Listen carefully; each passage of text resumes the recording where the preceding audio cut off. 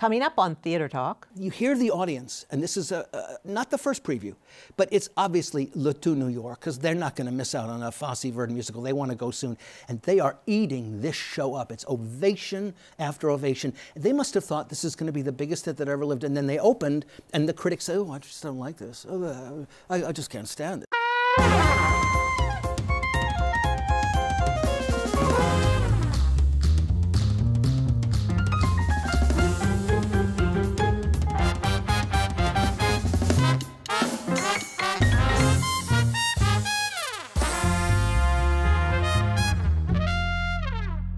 From New York City, this is Theater Talk. I'm Susan Haskins, and joining me is my co-host, Jesse Green, co-chief theater critic of the New York Times, and we are so delighted to be joined yet again on Theater Talk by author, historian, and just all-around thinker, Ethan Mordden, author of his latest book. How many books have you written, Ethan? I lost count. You've lost count. All That Jazz, The Life and Times of the Musical Chicago, which we're going to talk about in a few minutes. But before we do that, Ethan, I want to remember that I first met you when you were on Theater Talk way back in the day. You were on our second show, and then you were so interesting, you became our second and third show. Held over. Yes, and at that time you had just written here the Rodgers and Hammerstein book, which I cherish.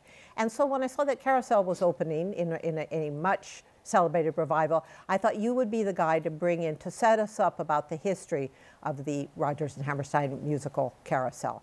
But what I want to do, and I brought a little trot with me so I wouldn't mess it up, is there is a quatrain in the bench scene that was unfortunately cut in Boston. Now, the bench scene is where the first couple, Billy and Julie. We must assume that not everyone has seen Carousel, though. In the bench scene, it's a big musical scene, about 8 or 9 minutes long, and it contains If I Loved You, but it's got a lot of other things, underscored dialogue, recitative, and little musical bits.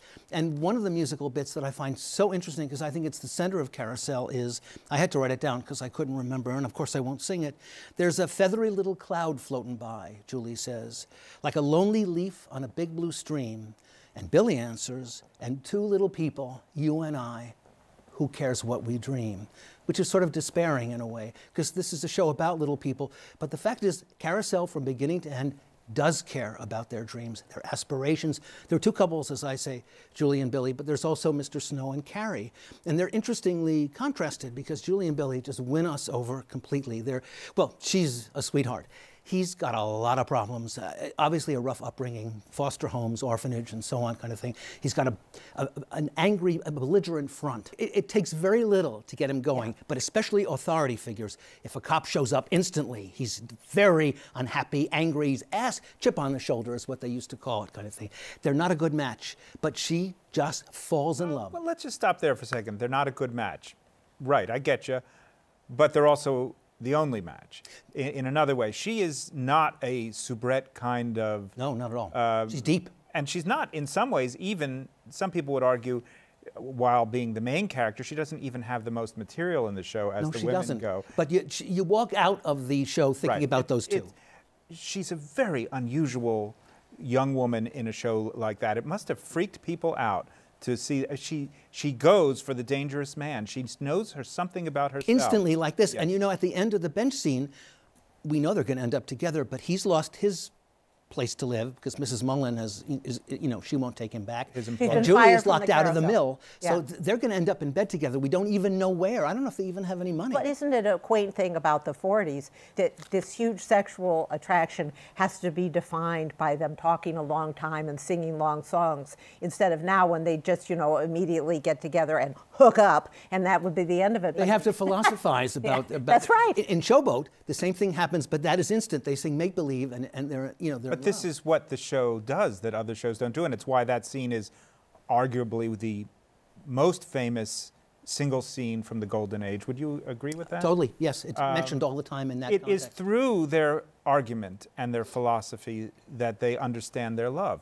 It wouldn't have been enough just to have them lock eyes at the Carousel, and then next thing we know, they're shacking up together. We have to fall in love with them. as they fall in love, and that all happens in that incredible scene. So it fascinates me that there's material that wasn't used. Was there a lot of other material that wasn't used? To a certain extent, and believe it or not, one section actually ended up on the cast album. It must have been cut after the opening, during the soliloquy that Billy sings near the end of Act 1. There's that whole section, a lot of people know it, when I have a daughter, I'll stand around the barrooms. Was the show very different out of town? What was the course of its development? It was too long. That's what all these cuts were. But yeah, it was very different in Boston, well, New Haven and then Boston, in one important way. The scene that we know of with the Starkeeper on the bench, it's almost an empty stage. Let's describe what that is, though. The Starkeeper is, he gives Billy, well, Billy steals a star, actually, but he's pinning stars up. It's God, of course.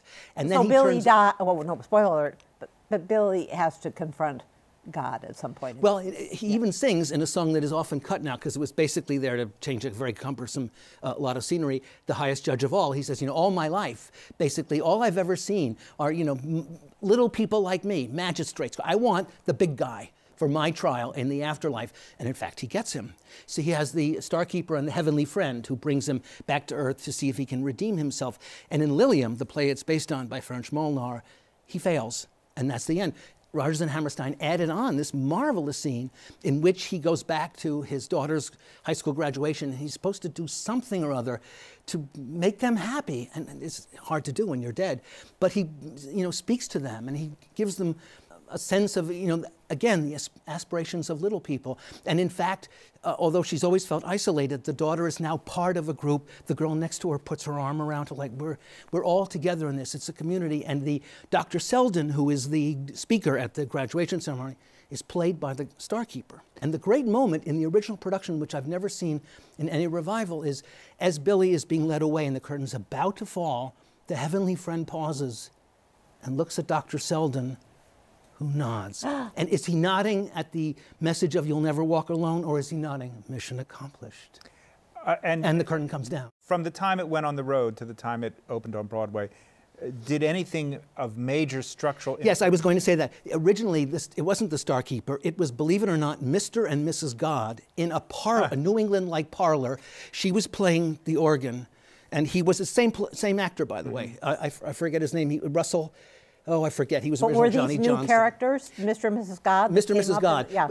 They changed this because New Englanders, this is Boston, the tryout, hated that scene because it was just like New England. And they're used to it, but they don't want anyone knowing about how they live. It went over so badly that Rodgers and Hammerstein, for a rare time, fired the actress who was playing Mrs. God because that was her only role. They didn't have any choice. They had to change the whole scene. They kept the God guy, and then he became the Starkeeper. Why call him God? Everyone will know anyway, kind of thing. Russell Collins, that was his name. Eventually, the Starkeeper became this kind of star cameo. There was a City Center revival in the 1950s.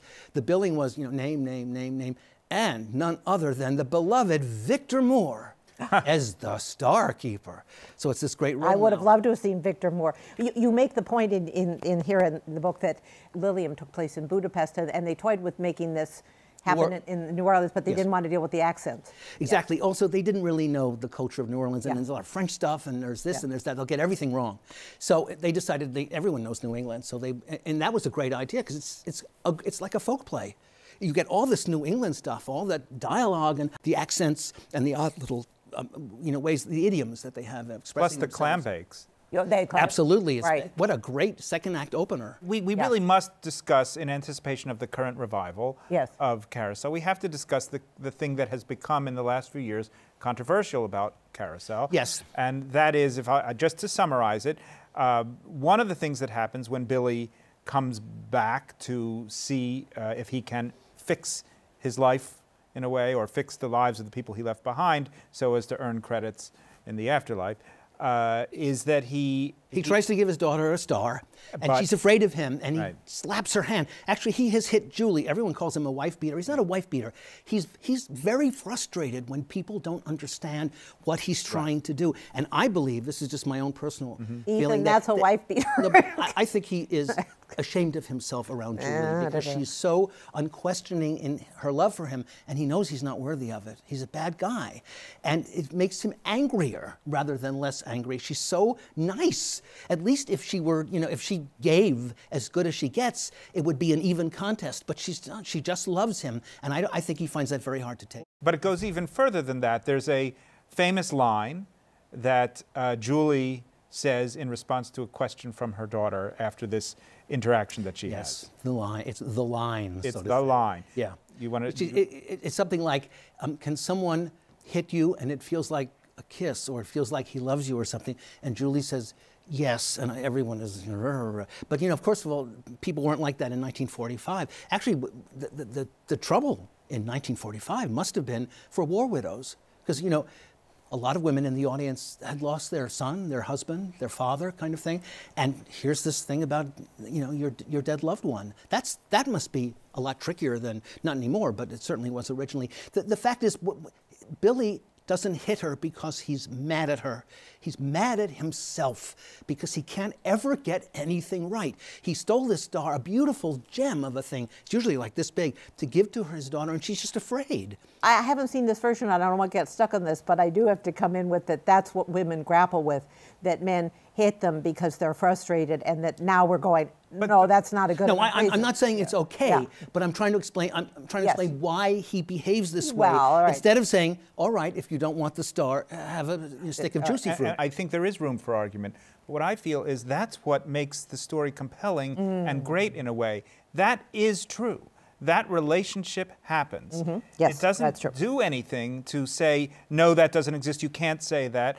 This show explores what that can mean, and there are many women and men who interpret that way. No, maybe it's sick. But of course, I watched Dr. Phil. I mean, and I think not having seen this new production, and I so look forward to it, I believe the attitude they're taking is what you're saying, that's real, that's a real thing. Ethan, I know that Carousel was Rodgers' favorite of his works. It was.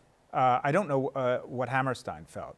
No, we don't actually. I think Carousel is it's on the short list in my mind of the great musicals, and it's one that you never quite, it's so dense with this odd psychology and these strange characters never before encountered in a musical that we keep coming back to it. It's always fresh. And I think if you keep in mind that the whole thing is about really social, it's about a lot of things, but one of the things it's about is the aspirations of little people and how Mr. Snow rises, because he's such a conformist that he's fine up there with the elites, so to say, whereas nonconformists can't go up, can they? Well, the question of little people really is a good segue for us to talk about Chicago. It's good, isn't it grand? Isn't it great? Isn't it swell? Isn't it fun? Isn't it nowadays? Now, Ethan, your new book, All That Jazz, The Life and Times of the Musical Chicago. Why now did you write a book about the life and times of the musical Chicago? Actually, it's like the question, what gave you the idea for this book? Yes. No one ever knows. They just hit you. You're walking along the street and, oh, I think I'll, that kind of thing. I don't know. It's such, to me, an interesting show. And it seemed to me that there's this wonderful line of satiric musicals. I mean, the musical generally is sort of subversive and satirical, but there are some that are evening-long satires. The first of them is Strike Up the Band, 1927, Closed Out of Town, then 1930 on Broadway. And there are a few others like that, Phineas Rainbow, for instance, Of the I Sing, Let 'Em Eat Cake.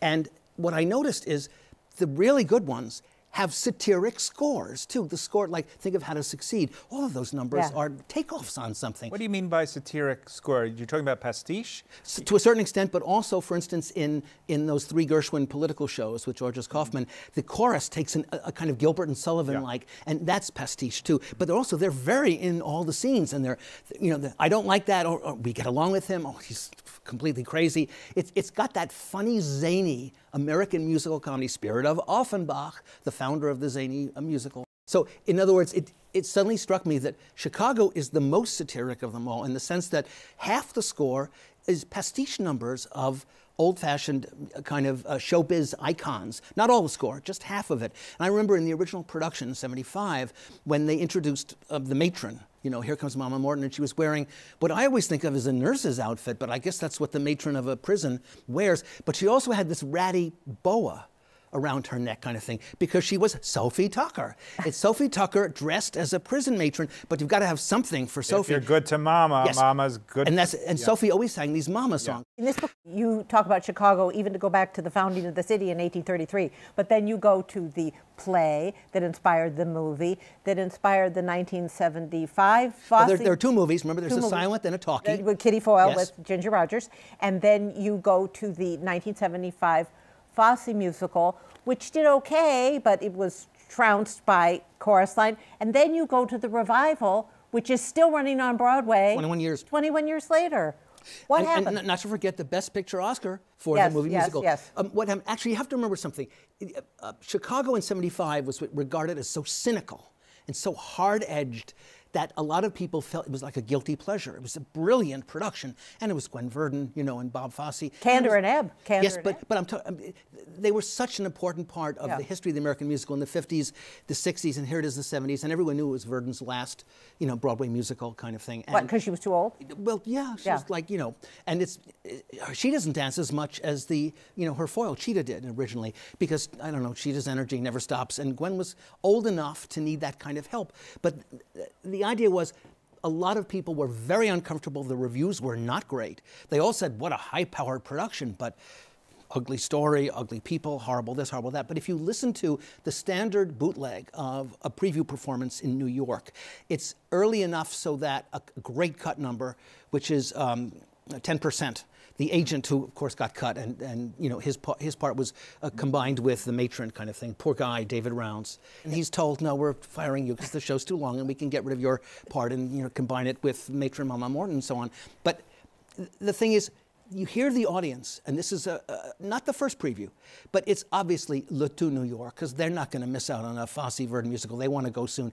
And they are eating this show up. It's ovation after ovation. They must have thought this is going to be the biggest hit that ever lived. And then they opened, and the critics said, oh, I just don't like this. Oh, I just can't stand this show. It seems like it would have been a critical darling. Everything about it.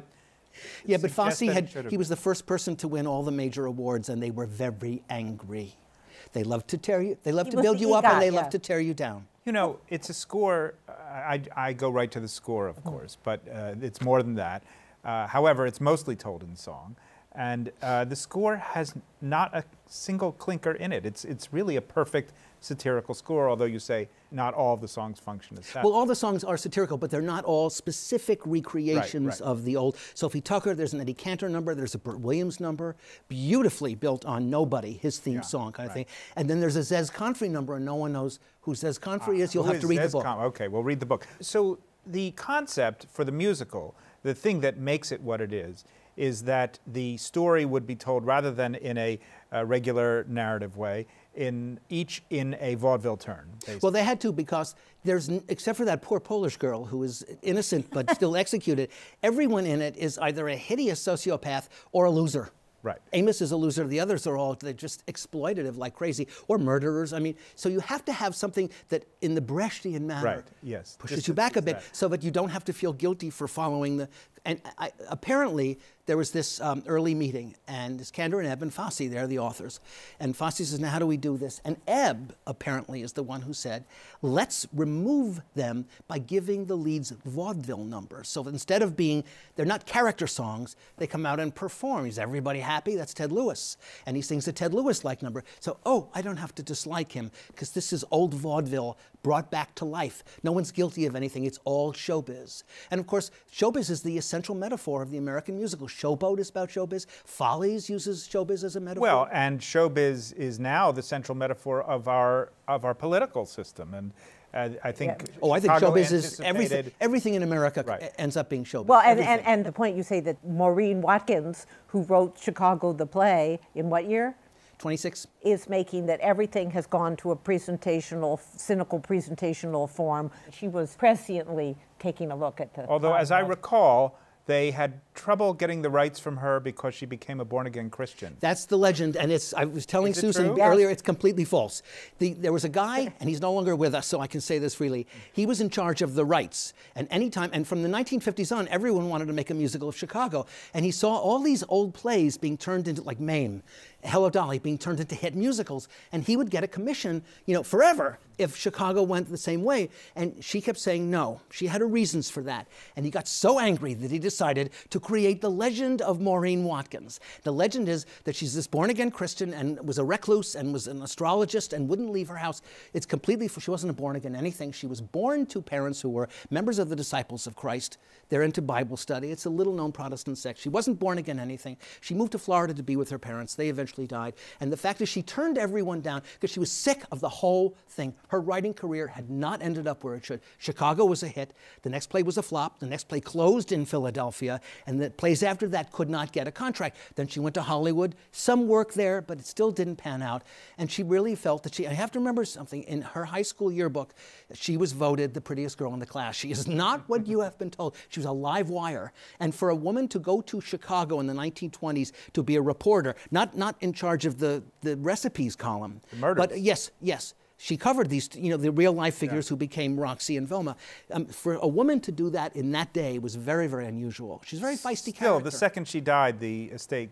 Because she had left in her will a codicil saying if Fosse and Verdon still want to do the musical, they get first refusal. So she really did want them to do the show. But she didn't want to do it while she was alive. No, and that's, who knows why. Now, we're almost out of time, but I want to ask you one last question. Many people say that the reason that the Chicago revival in the early 90s, directed by Walter Bobby and with Anne Reinking doing choreography based on Fosse, succeeded was because we'd had the O.J. trial. Absolutely, which was such pure showbiz. Justice as showbiz is what the play Chicago is about. And keep in mind, too, although the silent movie is very, very different from the play, and to a certain extent, even the talkie remake with Ginger Rogers, because she's innocent, by the way. I won't tell you who actually did it. You'll never guess.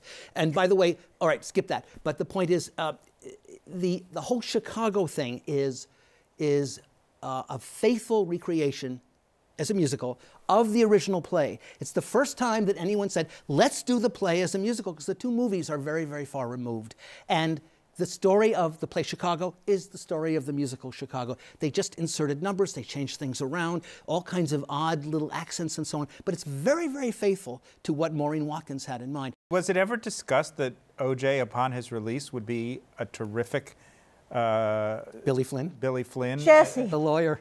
But isn't that him? That would be life going into art, wouldn't it? Yes, and that would be the ultimate completion of Chicago. Okay, we've completely freaked Susan out. You're thinking like the producers of some well, the musicals Weislers who have produced the revival are famous for stunt casting. That's what I'm thinking. This would be the stunt of stunts. Then we'll have Stormy Daniels can play something. Excellent.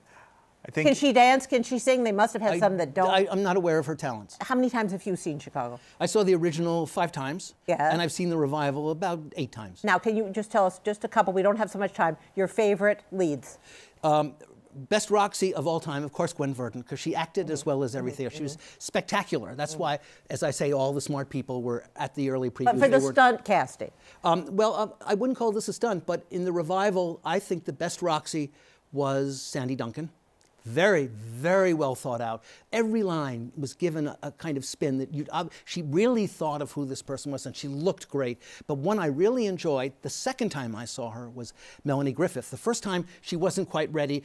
I think she told her handlers, what's his name? My husband is down the street. Antonio Banderas, yeah. So get me something on that street, and the only other theater is Chicago. So in she went, and she wasn't that great, but I saw her again later in the run, and she was wonderful. And the most exciting thing of all was Liza Minnelli, when she took over, and they didn't give her any PR. It didn't say, Liza Minnelli is now... Gwen was sick. Yes. Well, something happened with a feather that and so for 5 weeks, and the great thing was, Candor and Ebb thought, could Liza take over? Because otherwise the show was going to die. We can't run it with although she was very good, the understudy.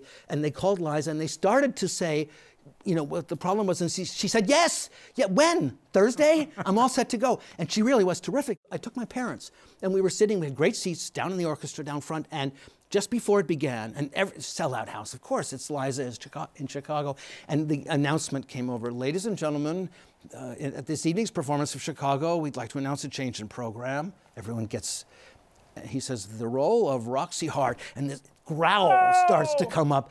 He says, usually played by Gwen Verdon, will be played by Liza Minnelli. And now we're really set. And I was telling Susan, there's this quote, Robert Edmund Jones, who designed the Paul Robeson Othello in the early 40s with Uta Hagen. He said that the audience was so keyed up at the first performance, or I guess it was opening night, that he said if a cat had walked across the footlights, it would have been electrocuted. That was the atmosphere at Chicago for Liza Minnelli. She really was wonderful.